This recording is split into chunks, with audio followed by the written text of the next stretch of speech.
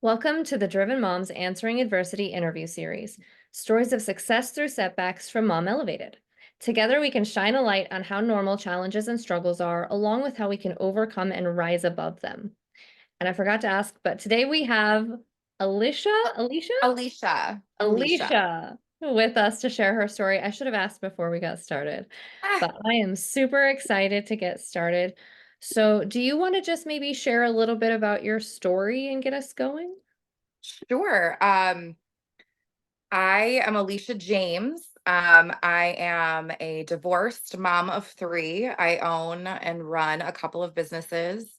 I like to joke that I have multiple lives that I've lived. It feels like I lived a corporate life and I've had a number of businesses over the years. And I have three very rambunctious girls. God help me, they are just like their mother. So if we all make it to their adulthood, like they're gonna be powerhouse women. Like I will be scared for anything in their way. But man, we all have to make it there. Like, whew, it's gonna be an adventure to get through the teenage years, especially. But um I've done a little bit of everything. I own a digital marketing agency, a women's leadership event company. I've owned bakeries. I've owned auto repair shops. I've done MLMs and network marketing businesses. I worked for corporate. I traveled the world before I was 25. I've been to five of the seven continents. I got two left. Not that I'm counting, but I'm going to hit them at the same time. We're going to hit Antarctica too, because that's cold, but like just for like a minute. I Like, I love don't wanna stay, I just, like, touchdown, put me back on the helicopter, and I'm ready to go. I just needed to do it. that makes sense. But Love that. Oh my gosh. I mean, yeah, you're gonna have to help me a little bit because I can talk for days about pretty I much think that anything. is fantastic. And oh my gosh, what like a wide variety. That is incredible. Yeah. Like I feel like I was pretty eclectic, but like, oh man, that is incredible. How did you get into the I want to hear the story about the auto body. Like that's such So, a wild transition.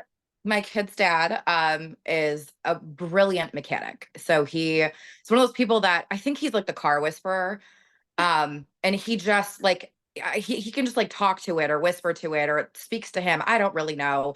I can barely turn a car on, let's be clear. But two different times we ran an auto repair shop. The first time he pretty much ran it on his own and I kind of was in the background.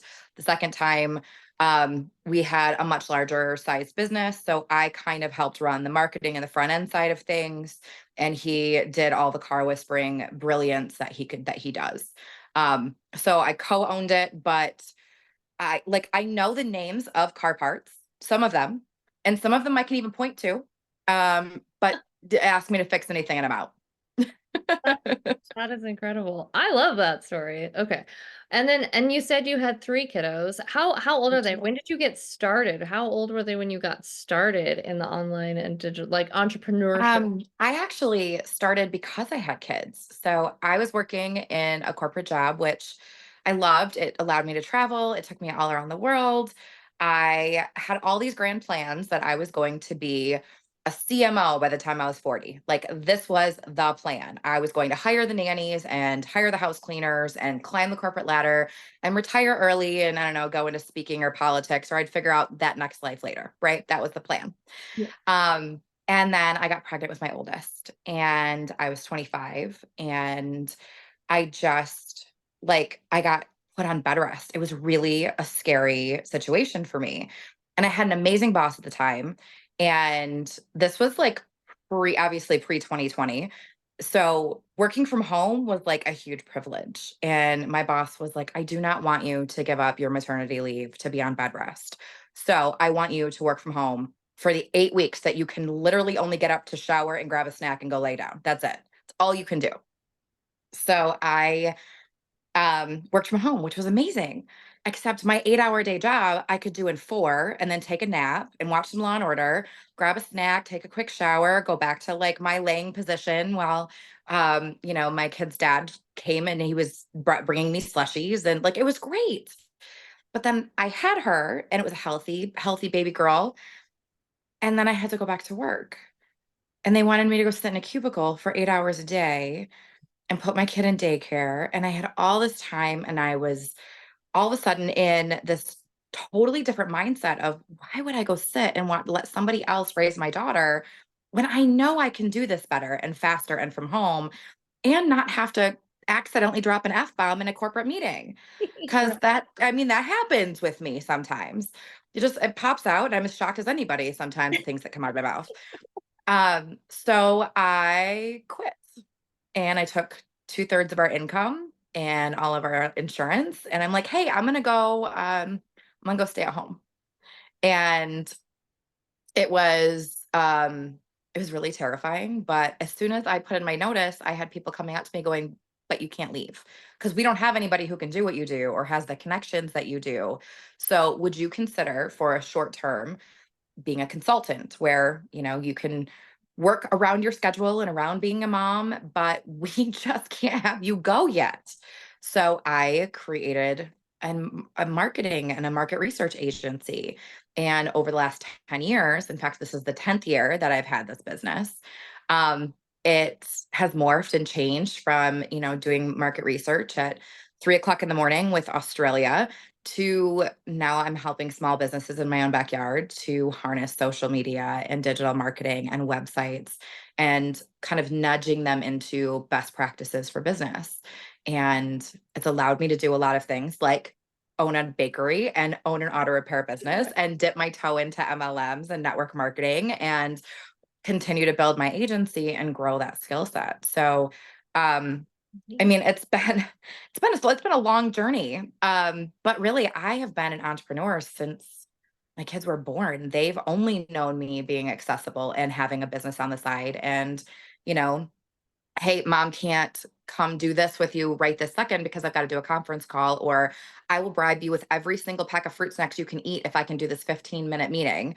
Um, but they've only known me to be an entrepreneur. I love that, and also I love the ingenuity that that shows because that is true. I One of my favorite stories to tell is when my daughter was, like, 1.5, 2, and she was so mad at me because I had meetings all day back to Oh back. yeah. It was nap time, and she was ready to sleep, and I just gave her a big bowl of goldfish crackers because I was like, "What else am I I gonna quit. do?" And That's it. I had my mute on. Yep. She's pelting me with these Yes, I goldfish love that. crackers because she's so mad. She finally just like curled up in the middle of her sea of fish and fell Yep. asleep. And then it I love was that. fine. When she woke up, we hugged it out, we played, it was fine. They But were like, good. yes, But I love that letting she was that be pelting me with goldfish. okay. That absolutely feels like something my kids would do because they know I've got to be smiling and, we're in Right? business mode, but I'm getting pelted with goldfish. So I'm like secretly seething underneath. Like the jaw is set. They know they're in trouble as soon as I get done, but we're doubling down. Like we're going to keep going because Right. it's already going to be bad. I Like let's we're just gonna let's just commit. go. Yeah, yeah. Exactly. Absolutely. That is my favorite. During COVID, I actually gave up.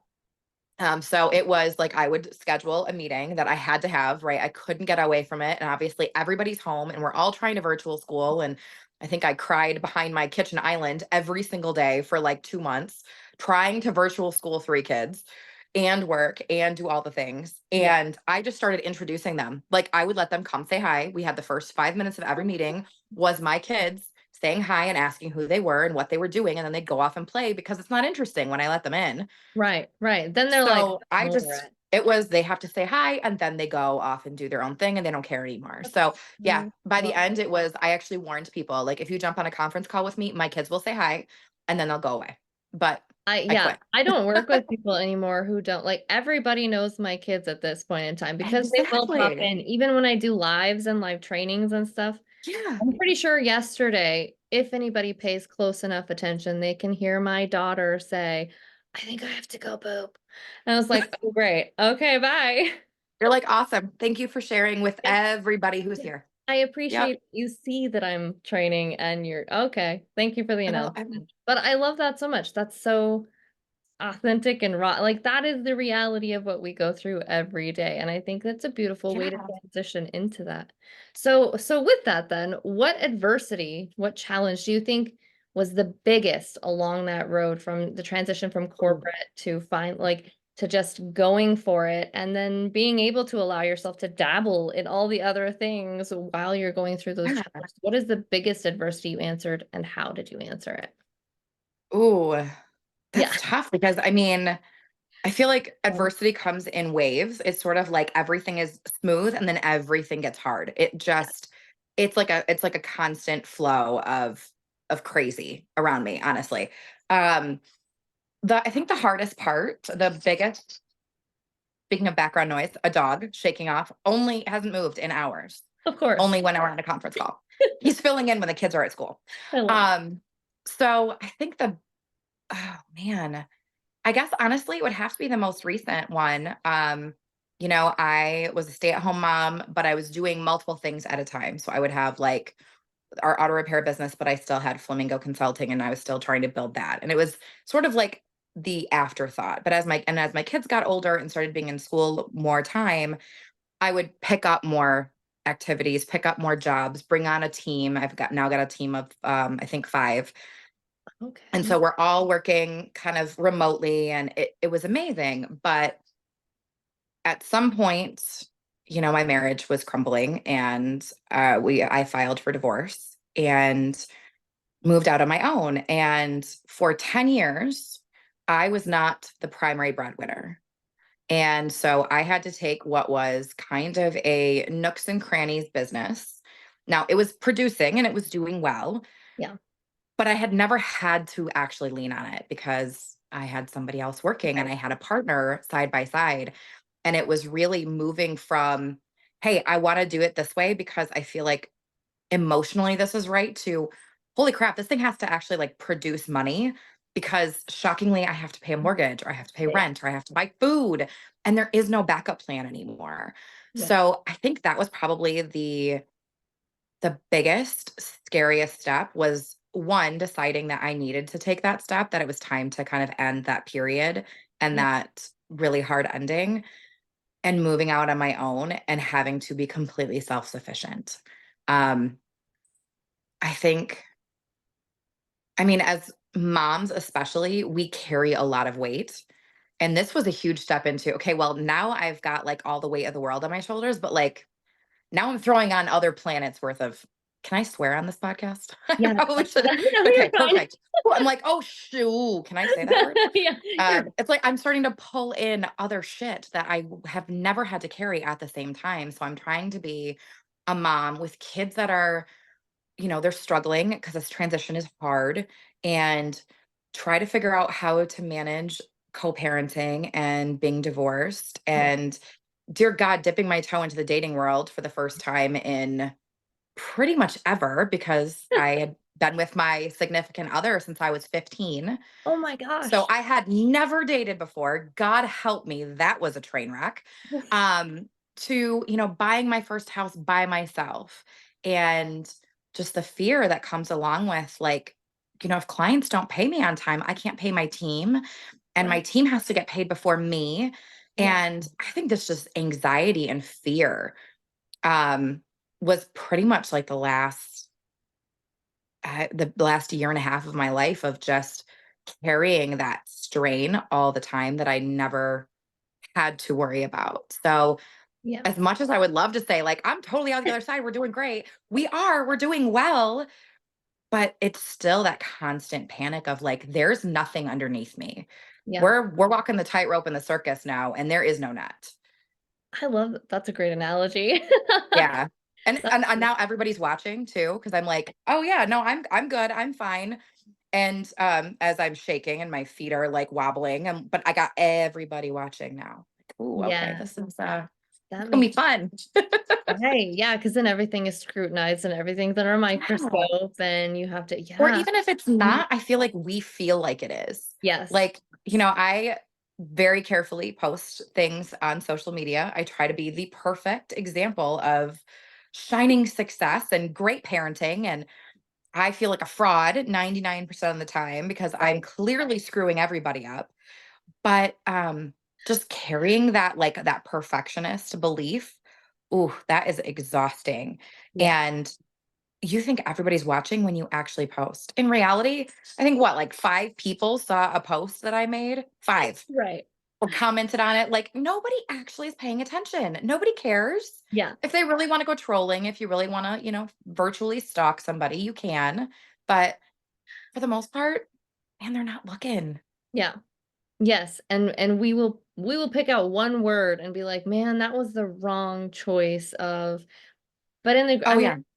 most of the time, I actually had a client just ask me about, they asked me to remove one of the videos that we had posted a couple of weeks ago, and I was like, Why? What?" And I Yeah. watch them before I post them, so I was like, Sure. what did I miss?" What's the issue? And so they let me know what happened. It took me 3 times watching it to find the spot that they pointed out, and I was like, I see what you're saying, but also the interview in total was great, fantastic. I Yeah. loved it, and I had to like really.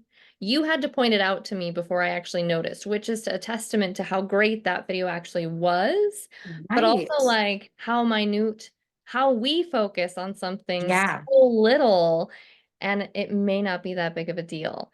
That is so, so true. And I That's think it makes it hard to like, because I'll sit with something like written. I actually, my team is incredible. I have one team member, a couple of team members that I will send something to and go, will you look at this and then tell me to freaking post it? Like, I just need somebody to tell me to get off my ass and post it. It yeah, makes me crazy, especially if it's about me or about our business or about things that we're doing. yes, Um, I just like, or I will write it and say, I need you to post this. You yep. can tweak it. You can pick a different picture. I don't care. Just take it away from me. I cannot be held responsible for posting about myself or about our stuff. Like, just take it away.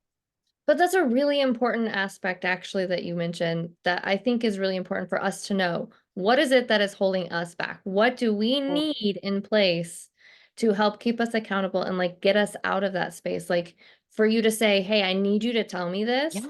Like that's a really important step to recognize that And that it is took an a issue. long time. It Right. really did. And for me to feel like I had a safe place to ask for it. Yeah. It's not just like the fear of like somebody seeing it not perfect or not pretty or like fixing it for me. I feel like we constantly feel like we need permission to be awkward or uncomfortable or ourselves. Yeah. And really over the last few years, I've been trying to really lean into like, I'm kind of a lunatic. Like I'm a little bit crazy. And I try to hide it really well. And in reality, man, my crazy is kind of what makes me fun. And it Yeah. kind of what makes me a better parent because if I am imperfect, then they believe they don't have to be perfect. And I don't want them to carry that same strain as we're getting old, as they're getting older of like, I have to be buttoned up. No one can see the crazy. Keep it all zipped up and no one should see. But that's what makes them fun and them unique. And my favorite stories are about the complete chaos that is my house all the time. I love that. So I feel like it's permission to just have somebody else take the responsibility away. Because if somebody else tells you to post it and somebody gets really upset about it, then you have two of you that looked at it and went, yeah, no, it was fine. I miss that. Or really, that's the one word that you're going to pick out? Yes. It helps Really? you detach a little from it. Yeah, absolutely. I love that. So then, okay, in that respect, you say that you were very connected, and that's part of why they didn't want you to leave corporate and things like that. You had those connections. What do you think it is about entrepreneurs then that makes us continue on through when challenges get tough instead of, just falling back Going at that back. and saying, you know what, corporate was great. I'm gonna go back to that. It's fine. I'll adjust. And I think every entrepreneur at some point goes, man, I just want to go get a job. Like, screw this. I cannot tell you how many times I've gone looking on Indeed for jobs just because I'm having a bad day. Like, Yep. this is dumb. Why am I doing this? I redid my resume. Like, I'm going to start applying. This is stupid. We're not doing this. In reality, the things that I would either give up or the things that I would have to deal with would probably get me fired. Yeah.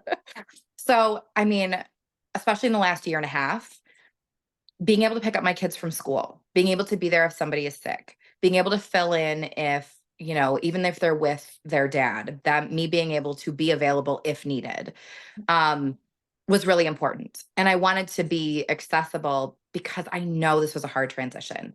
Me going into a corporate job, I'm going to be like, hey, I can't come until 9. I'm going to leave by 3 unless somebody has a practice.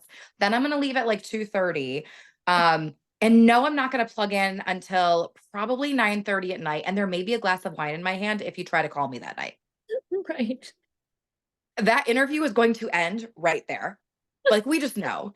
anybody in corporate's like, sounds like you need a nanny. You're not wrong, but I'm not gonna hire one. So Right. this is my hours. The other piece, I was listening to somebody else on a corporate conference call.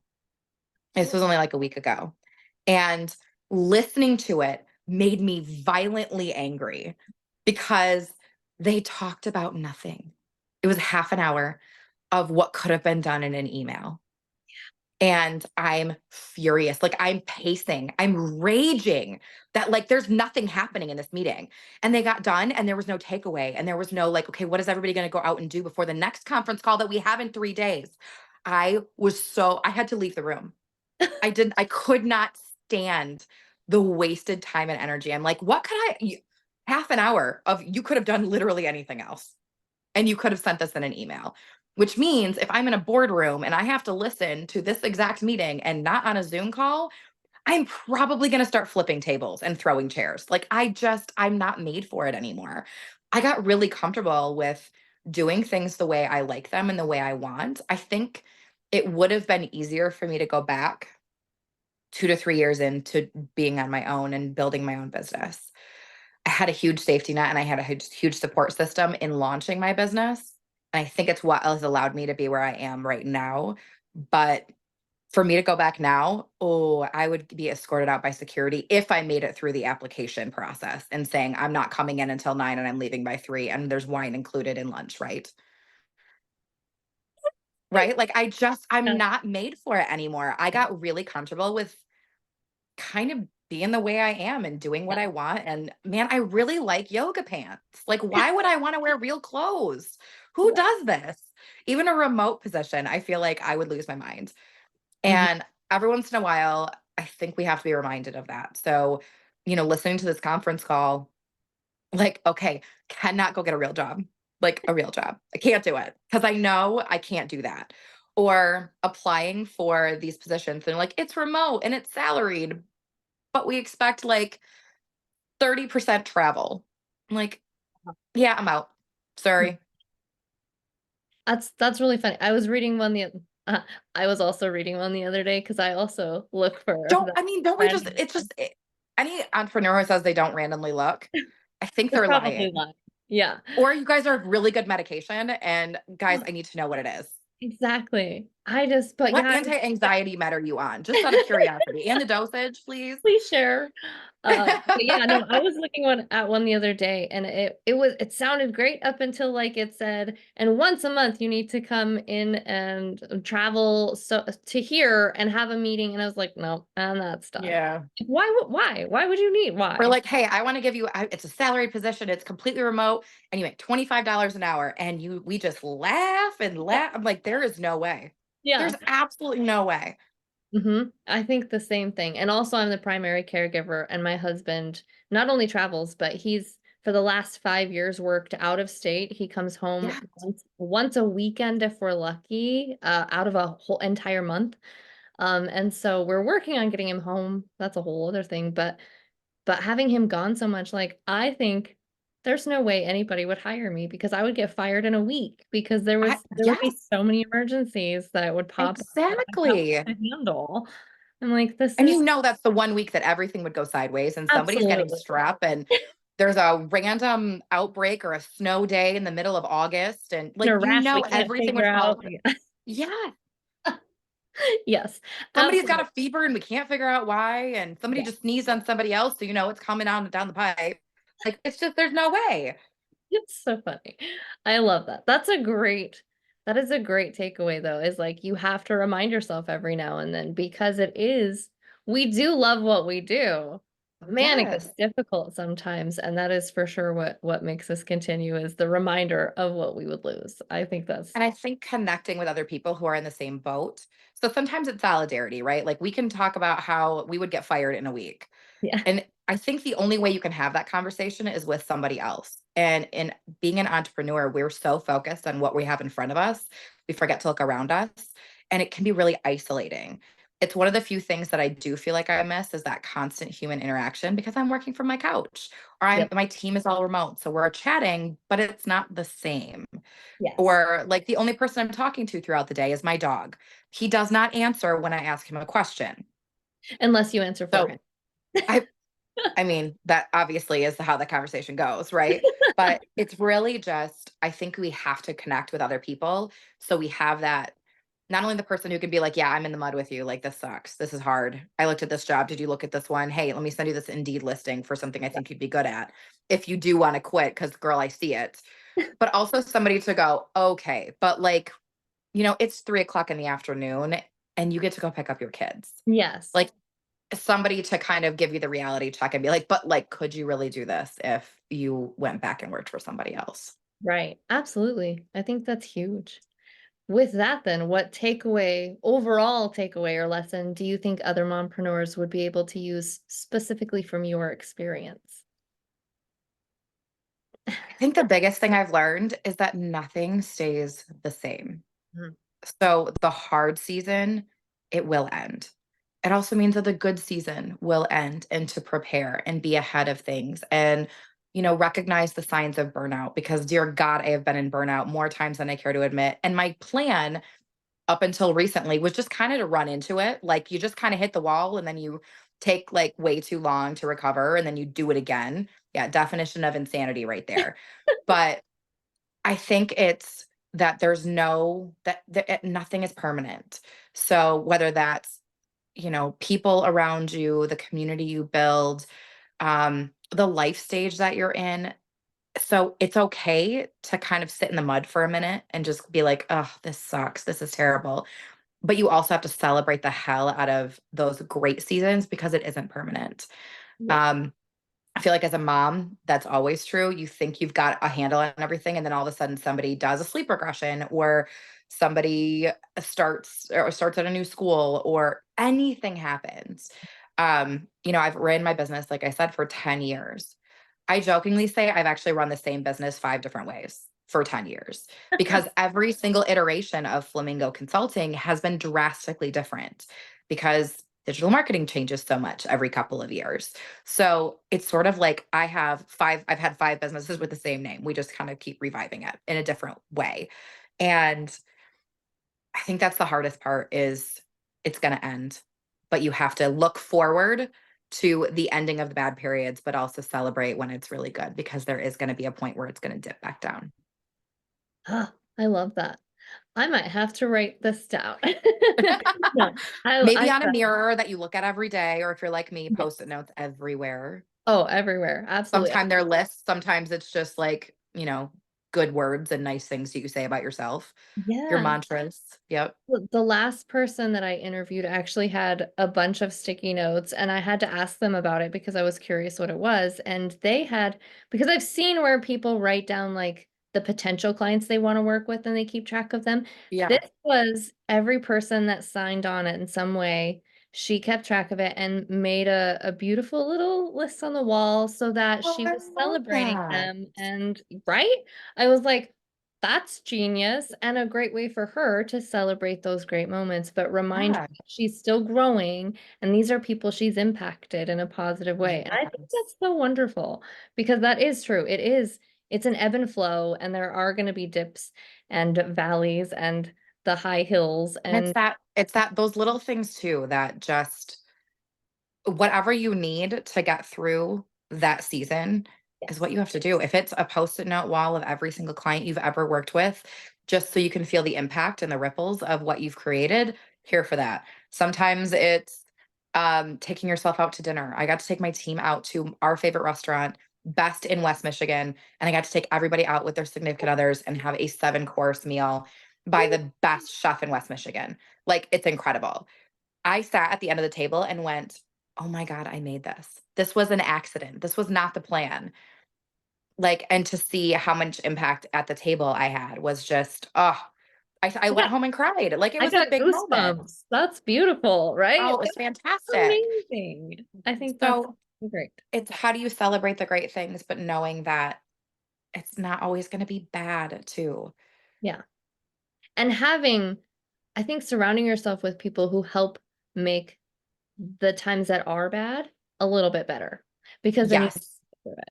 Yeah, I And love then that. whether that's going out for coffee with them or doing a podcast recording with somebody that you love chatting with, Yeah. or whether it's taking yourself out of town. Heck, I'm running away this weekend to go to Chicago just because I need to go be somewhere else that's not my house and not my city and go run away and have an adventure for a couple of days. No real Yeah, plans. Just I'm going to Chicago. That's it. that's amazing. I hope you have so much But fun. I oh, I'm sure I will. And get into trouble and find adventures. But it's whatever you have to do to get through the season. Yeah. And And permission to so do. long as it's not hurting anybody or yourself, Yes. it's all acceptable. And I it's the love perk of being an entrepreneur is you can do the things the way you want and the way that it feeds your soul, not the way somebody gives you permission to do. Yes. And permission to try and figure out what Yes. that is. That's great too. Exactly. Well, this has been enlightening. What is the best way for others to find you if they would like to just work with you, learn more about you, learn more about Flamingo, Absolutely. Flamingo, what is it called again? Flamingo Consulting. So you can Flamingo find Consulting. Yep, you can find Flamingo Consulting LLC on Facebook, Instagram, and LinkedIn. You can find me, Alicia James, on Facebook, Instagram, and LinkedIn. Search for Flock Her Way is kind of my personal brand. Um, yeah, I'm kind of everywhere. Love it. Honestly, look for a woman that keeps changing her hair like every 6 weeks. If it looks like a different profile picture, like you probably found me. That's perfect. I think that's wonderful. I'll have obviously links in the description as well, but that way if they're listening, they can still find you and flock Yes, her way. I Flock Her think Way. great. Well, thank you so much for joining us today. It has been a delight. It has Yes, definitely been a me highlight of too. my day. So thank you. And your story is very inspirational. I could dive into so much more. I have so many questions still lingering, but Anytime. I appreciate it. Your willingness to be open about it is very much appreciated and needed in this space. I think that's kind of the biggest thing that I'm learning from doing these podcasts is that it's really nice to know that so many of us are going through similar, if not the same, kind of situations and pulling from how we deal with those. So I Yeah. appreciate. And for Thanks those of so you much. out there facing your own adversity, know that you're not alone. That's the whole reason we're doing this. You are not alone. We are in this together. When you need an extra hand or mind for brainstorming during your mompreneur journey, we would love to work with you through the Mom Elevated Society. We just revamped it too, so it's super fun. You'll find monthly check-ins for goal setting and assessing, and so much more for both your business and your mom life. So until next time, keep shooting for the stars.